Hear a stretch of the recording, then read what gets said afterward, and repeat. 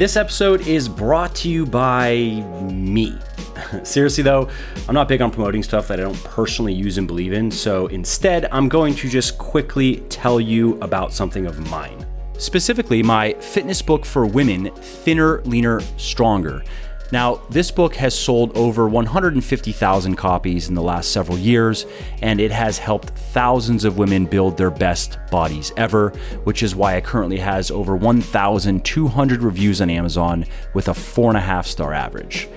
So if you want to know the biggest lies and myths that keep women from ever achieving the lean, sexy, strong, and healthy bodies they truly desire, and if you want to learn the simple science of building the ultimate female body, then you want to read Thinner, Leaner, Stronger today, which you can find on all major online retailers like Audible, Amazon, iTunes, Kobo, and Google Play.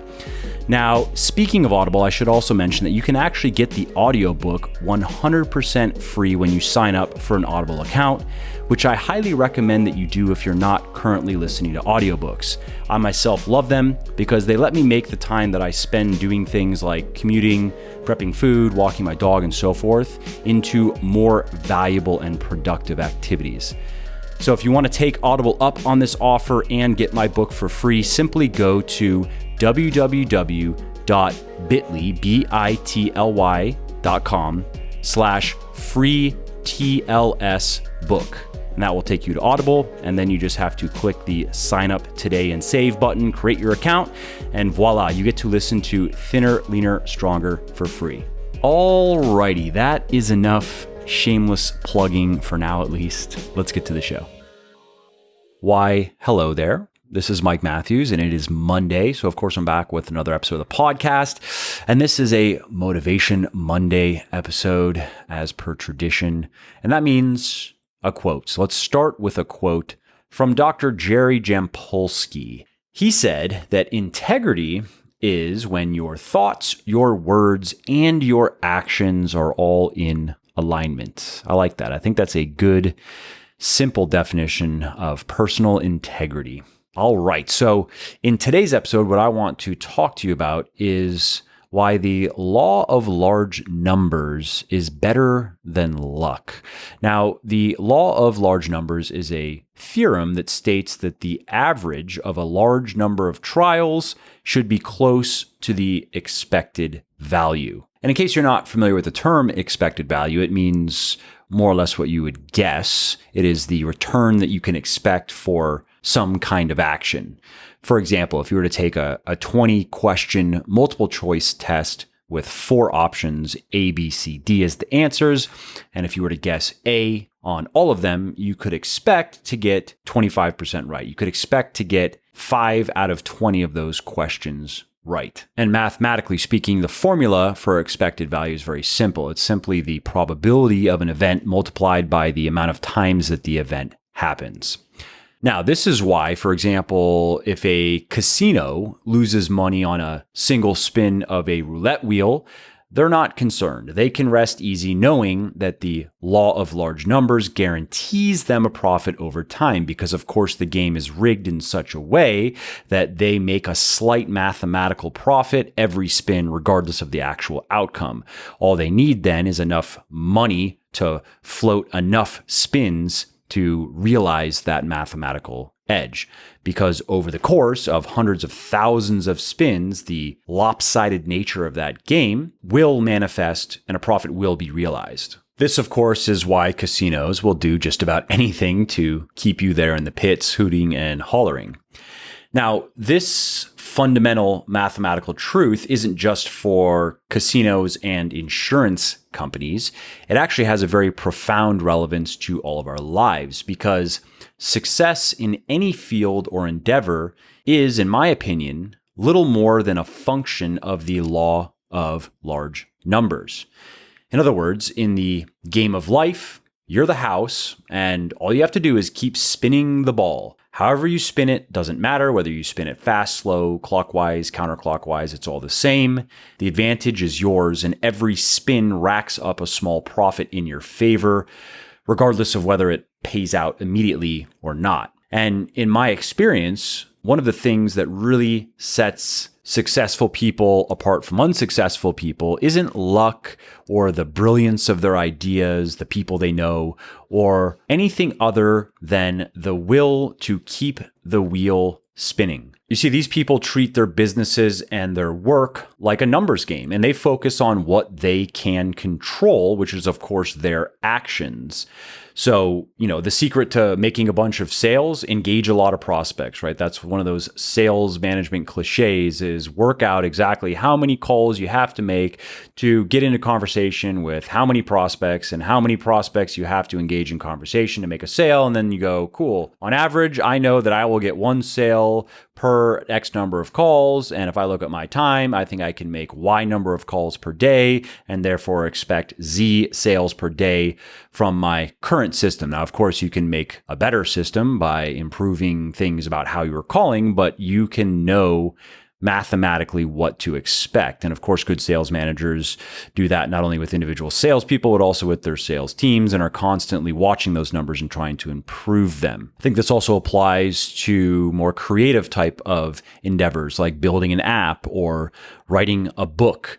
Create a lot of versions. Start with a minimum viable product, which is a very important concept. If you don't know what that is, read the book Lean Startup right now and iterate. Add one feature at a time, fix one bug at a time, write one word at a time, one page at a time every day. And, the quality of this work almost doesn't matter. If you are relentless enough, the total spins is ultimately what counts. Quality is of secondary importance. Yes, you would rather have high quality spins, but you can make up for a lack of quality in quantity. And you can also rest easy knowing that your technique will inevitably improve with repetition, whether you like it or not. I mean, I've experienced that firsthand with my writing. I look back at stuff I've written just a year ago, and I'd say a year ago is okay. I read it and I'm like, I could do better now. It's okay. Stuff I've written 2 years ago, I almost hate. I'm in some cases, I don't even know. I was like, I wrote this actually. Wow, that's really bad.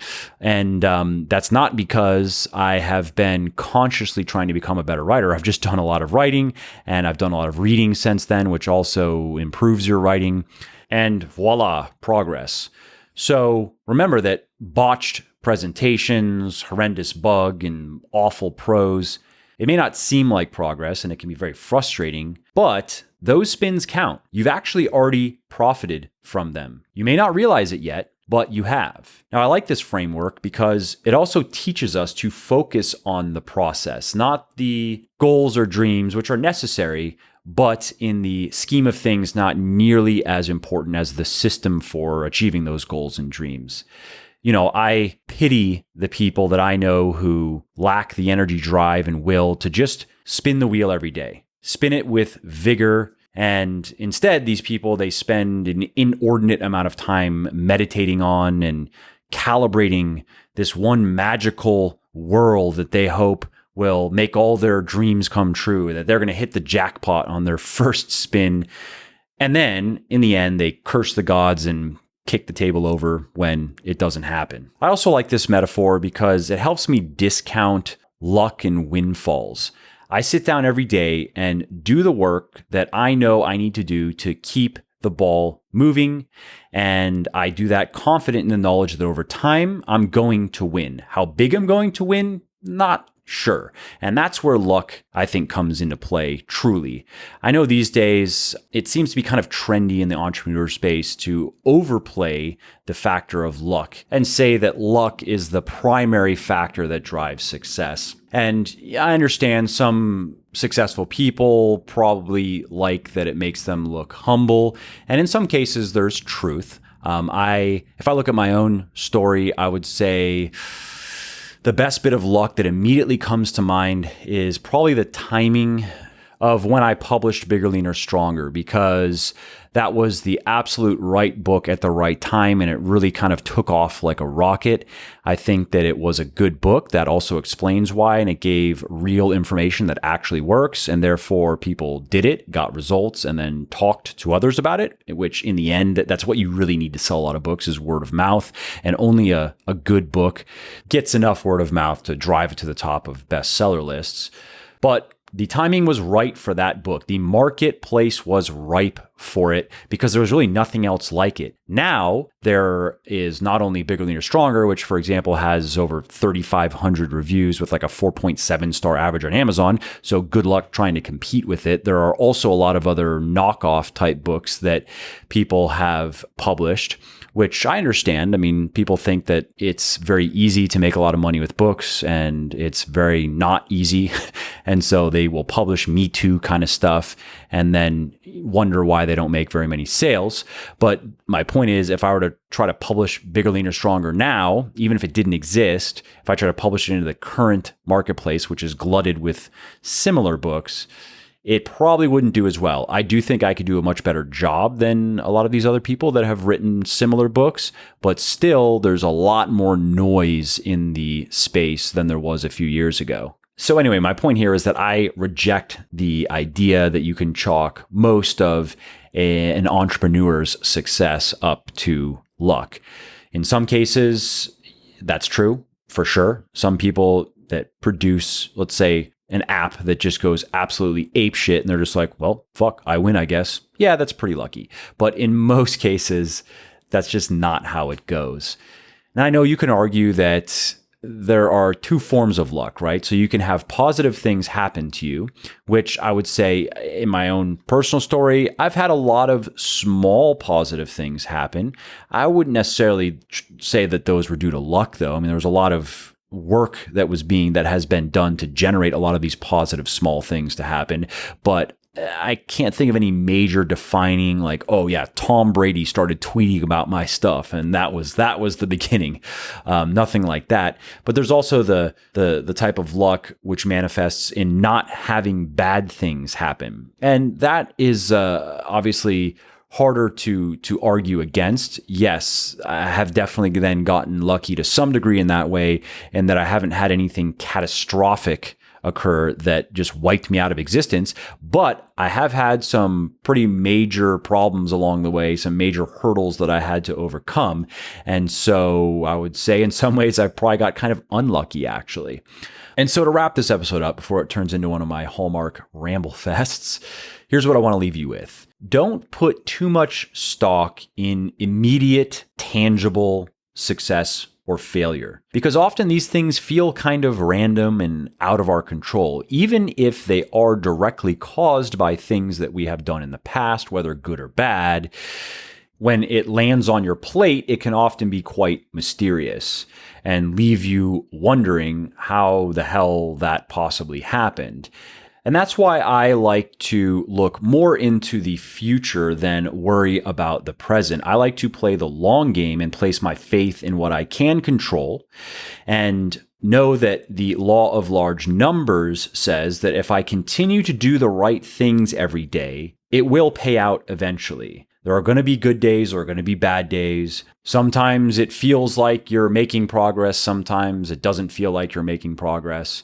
And all of that stuff is fine, but don't get lost in the subjective. Try to remain focused on the objective. Are you doing the right things every day? Do you have a system that is likely to produce the outcomes that you want? If you do, then you just work the system and pay attention to the trends over time, more than the day-to-day fluctuations. To use a fitness analogy, it's like weight. If you are going to pay attention to your body weight, let's say you're cutting or bulking, or even maintaining, if you really want to keep an eye on your body weight when you're maintaining, I don't recommend that you weigh yourself every day and fret over every bump and dip.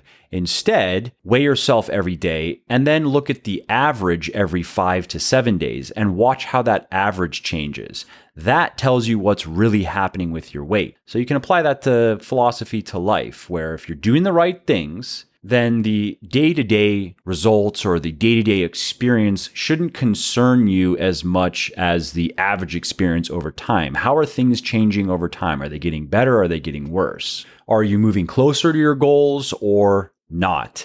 And if you are on a deadline, is it on the timeline that you want or not? At least that's how I try to think about not just my work, but really most areas of my life. And it has definitely helped me maintain emotional balance, I guess you could say, and help me cope with situations that other people might find tremendously stressful. Hey there, it's Mike again. I hope you enjoyed this episode and found it interesting and helpful. And if you did and don't mind doing me a favor, then please do give this video a like and leave a comment down below. Not only do I like to hear from everybody and I jump in and reply to as many comments as I can, it also helps other people find their way to the show and learn how to build their best bodies ever too. And of course, if you want to be notified when the next episode goes live, then just subscribe to my channel and you won't miss out on any of the new content. Lastly, if you didn't like something about the show, then definitely shoot me an email at mike@muscleforlife.com and share your thoughts on how you think it could be better. I read everything myself and I'm always looking for constructive feedback, so please do reach out. Thanks again for listening to the episode, and I hope to hear from you soon. And lastly, this episode is brought to you by me. Seriously though, I'm not big on promoting stuff that I don't personally use and believe in, so instead I'm going to just quickly tell you about something of mine. Specifically, my fitness book for women, Thinner, Leaner, Stronger. Now, this book has sold over 150,000 copies in the last several years, and it has helped thousands of women build their best bodies ever, which is why it currently has over 1,200 reviews on Amazon with a 4.5-star average. So, if you want to know the biggest lies and myths that keep women from ever achieving the lean, sexy, strong, and healthy bodies they truly desire, and if you want to learn the simple science of building the ultimate female body, then you want to read Thinner, Leaner, Stronger today, which you can find on all major online retailers like Audible, Amazon, iTunes, Kobo, and Google Play. Now, speaking of Audible, I should also mention that you can actually get the audiobook 100% free when you sign up for an Audible account, which I highly recommend that you do if you're not currently listening to audiobooks. I myself love them because they let me make the time that I spend doing things like commuting, prepping food, walking my dog, and so forth into more valuable and productive activities.